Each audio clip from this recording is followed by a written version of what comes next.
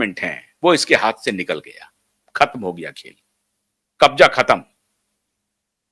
और ये दोनों डिपार्टमेंट बहुत बड़ा डिपार्टमेंट है, ये छोटा डिपार्टमेंट नहीं है। यहीं से इसकी उगाही होती थी। ट्रांसफार्मर जल गया, उस ट्रांसफार्मर में बिलिंग करो, तार लगाने हैं, क्योंकि बारिश आती है वहां पे, हर साल भयंकर बारिश होती है और पूरा इलेक्ट्रिसिटी जो है वो सबसे ज्यादा प्रभावित होता है, ट्रांसपोर्ट सबसे ज्यादा प्रभावित होता है। इन दोनों बाप बेटे ने बारिश में मुंबई डूबे इसका पूरा इंतजाम किया डिनो मौर्या के साथ मिलकर के। डिनो मौर्या दलाली करता था और इस दोनों बाप बेटे ने एक साउथ की कंपनी को ठेका दिया और वो ठेका दिलाने में डिनो मौर्या ने अपनी भूमिका अदा की।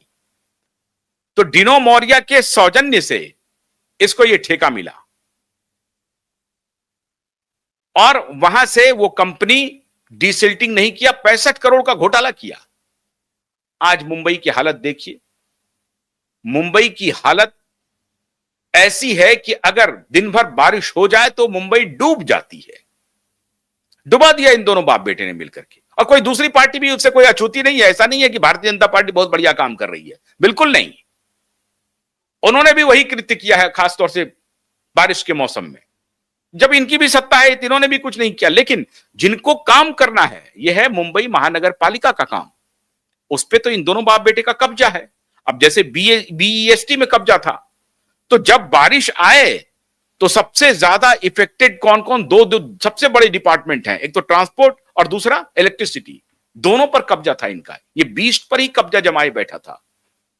इसलिए आप समझिए कि मुंबई महानगर पालिका के चुनाव से पहले ही दोनों बाप बेटा की रवानगी हो गई। ये बहुत बड़ा चुनाव है, ये छोटा चुनाव बिल्कुल नहीं है। इसे आप छोटा रिजल्ट मत समझिए। तभी मैं आपसे कह रहा हूं कि ये प्रभु का चमत्कार है, प्रभु के चमत्कार से कम नहीं है। इसे बिल्कुल भी छोटा चुनाव मत मानिए। मुंबई के दो बड़े महकमे में चुनाव हो, इलेक्ट्रिसिटी में और ट्रांसपोर्ट में, जिस दोनों पर दोनों बाप बेटा का कब्जा 12 वर्ष से हो, उसको धूल में मिट्टी में मिला दिया, चटा दिया। एक सीट नहीं मिला, एक सीट नहीं, 21 में से एक सीट नहीं, 0। ये किसका संकेत है? अब ये आपके सामने है रिजल्ट। अदालत से बच जाओगे, सरकार बचा लेगी, वहां गुलदस्ते भेंट कर दोगे, प्रभु से नहीं बचोगे। प्रभु ने तय कर लिया है कि तुम्हें हर हालत में सजा मिलकर रहेगी, सजा दी जाएगी। एमएलए जो तुम अपने भाई को वहां पर खड़े करवा करके एमएलए बने हो तुम, वरना तुम एमएलए भी नहीं बन पाते। वोट चोरी करके आए हो तुम, वहां पे सेटिंग गेटिंग करके वहां पहुंचे हो, एमएलए भी नहीं बन पाते वर्ली से। और वर्ली की जनता मालूम है कि उनसे गलती हो गई है। लेकिन बीईएसटी के लोगों ने, वोटरों ने कोई गलती नहीं की और दोनों बाप बेटा को धूल चटा दिया। 21 में से एक भी सीट नहीं मिला, एक भी सीट नहीं, जो 12 साल से कब्जा किया हुआ है। ये छोटी बात आपको लगती है? बिल्कुल नहीं, ये बहुत बड़ी बात है। और अब जो आखिरी दुर्ग है इसका, ये आखिरी दुर्ग में से आधा हिस्सा था जो कट गया। जो मुंबई महानगर पालिका का जो चुनाव होना है, जिसके लिए ये सारे तिकड़म कर रहा है, दोनों भाई इकट्ठा हुए हैं, उसकी अभी सारी पोल पट्टी खुलने वाली है। आप थोड़ा सा इंतजार कर लीजिए, थोड़ा सा इंतजार। आधी लड़ाई ये हार चुका है। ये Brihan Mumbai electricity supply and transport का चुनाव तो ये खत्म हो चुका। अब महानगर पालिका में भी इसे जनता धूल चटाएगी। इसमें तो 21 का 21 पे ये आउट हो गया, 0 पर आउट हुआ। दोनों भाई मिलकर के भी कुछ नहीं कर पाया। अब ये हुआ कैसे कमाल? मित्रों, कहा जा रहा है कि भारतीय जनता पार्टी के लोगों ने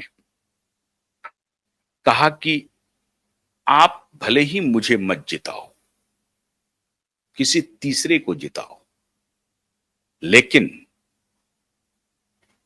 इस दोनों भाई को मत जिताओ। खेल हो गया।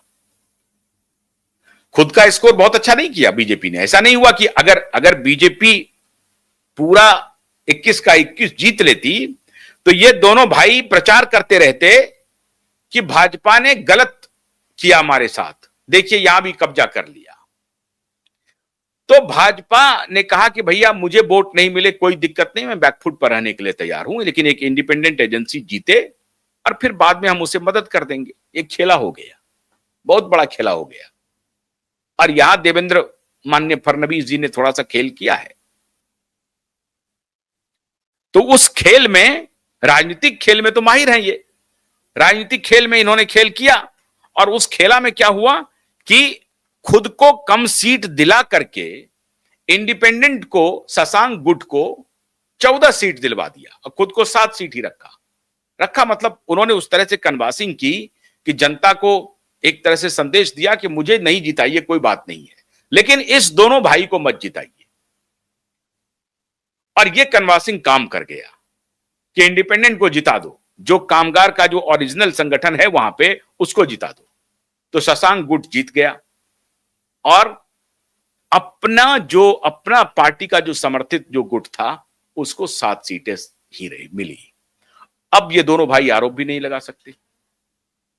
बड़ी चतुराई से, बड़ी चतुर सुजान बन करके ये खेल कर दिया भाजपा के लोगों ने वहां पे कि ये खेला करो, मैं जीतने के लिए तैयार नहीं हूं, किसी तीसरे को जिता दो, लेकिन उन दोनों भाइयों को मत जिताओ। और ये काम कर गया, वरना 21 में से 1-2 सीट तो आ ही जाती। जनता का गुस्सा इतना है इन दोनों भाइयों को लेकर के, इतना है, और सुशांत और दिशा का प्रकोप इतना है मित्रों, इतना प्रकोप है कि उस प्रकोप से ये दोनों भाई, अब ये जो दूसरे हैं राज ठाकरे, इनको आप कहते हैं ना कि वो, जब वो कहावत है ये इनकी, जब ये होती है तो शहर की तरफ दौड़ते हैं, मैं उस शब्द का इस्तेमाल नहीं करना चाहता, कि जब शामत आती है इनकी तो ये शहर की तरफ दौड़ते हैं। डैश की जब शामत आती है तो वो शहर की तरफ दौड़ते हैं। अब वो डैश कौन है वो आप समझ लीजिए, मैंने आपको बता दिया, ये आपकी रिस्पॉन्सिबिलिटी है, आप समझिए। डैश की शामत आती है तो वो शहर की तरफ दौड़ता है, वही हुआ। अब ये विपरीत, विनाश काले विपरीत बुद्धि, एक डूबते हुए नाव को जाकर के पकड़ लिया। जो नाव डूब रहा है, डूब चुका है, पूरी तरह से डूब चुका है, उसको जाकर के पकड़ लिया, क्योंकि यह खुद ही डूबा हुआ है।